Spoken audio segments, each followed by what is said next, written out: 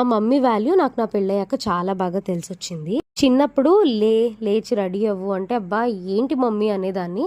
కానీ ఫెస్టివల్స్ ఉన్నప్పుడు వాళ్ళు చేసే అంత పని ఎంత ఉందో అది చాలా చాలా ఎక్కువ ఉంటుంది. ఈ ఇయర్ మా పెళ్ళయ్యాక మేము ఫస్ట్ టైం వినాయక చవితి చేసుకుంటున్నాము. లాస్ట్ 2 ఇయర్స్ చిన్న చిన్న ఆబ్లిగేషన్స్ వల్ల మేమైతే చేసుకోలేకపోయాం. ఇల్లంతా క్లీన్ చేసి నేను కూడా ఫ్రెష్ అయ్యి మంచిగా ఈ సాలిసిలిక్ యాసిడ్ సీరం అప్లై చేస్తున్నా. బికాజ్ ఇది నా యాక్నీని 90% వాష్అవుట్ చేసేసింది. చిన్న చిన్న మార్క్స్ ఉన్నాయి, బట్ పిగ్మెంటేషన్ కూడా కరెక్ట్ చేస్తుంది. మీకు ఎవరికైనా ఇష్యూ ఉంటే కనుక ఏ బ్రాండ్ అయినా పర్లేదు, సాలిసిలిక్ యాసిడ్ అయితే ట్రై చేయండి. This is not a promotion.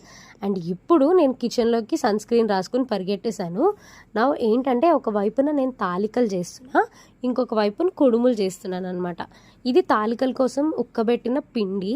దీన్నైతే ఇప్పుడు ఒత్తుతారు కదా, ఆ ప్రాసెస్లోకి వెళ్తున్నా. ఇది నాకు కొంచెం ఎక్స్పీరియన్స్ ఉంది. చిన్నప్పుడు మా అమ్మమ్మ గారు కూడా నాకు ఇవి చేయించేవారు అనమాట. సో కొద్దిగా ఐడియా ఉంది. ఇదైతే పర్ఫెక్ట్గానే వచ్చేసింది. అండ్ దీంట్లో చిన్న చిన్న బాల్స్ కూడా చేసి పక్కన పెట్టా. ఒక పక్కన కొబ్బరికాయలు కొట్టి దాంట్లో ముక్కలు కోసి తాలికల్లో వేయడానికి రెడీ చేయమన్నారు మా మదర్. బెల్లం పాకం పట్టి పెట్టాను.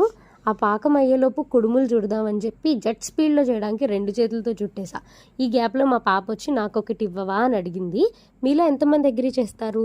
నైవేద్యం పెట్టకముందే పిల్లలకి ఆ ప్రసాదాన్ని పెడితే ఏం ప్రాబ్లం ఉండదు అని. నాకైతే ఏమనిపిస్తుందంటే అలా వచ్చి పిల్లలు అడిగారంటే ఖచ్చితంగా దేవుడే వాళ్ళ రూపంలో వచ్చారు అని నేను అనుకుంటాను. ఆల్రెడీ చేసి పెట్టుకున్న తాలికల్ని ఇప్పుడు ఈ బెల్లం పాకంలో కొబ్బరి ముక్కలు వేసేసి ఇవి కూడా వేసేసి హై ఫ్లేమ్లో పెట్టి ఉంచమన్నారు. అది ఆటోమేటిక్గా కంప్లీట్ అయిపోతుందంట. ఇప్పుడు మా రామ్ గారికి శనగచారు అంటే చాలా ఇష్టం.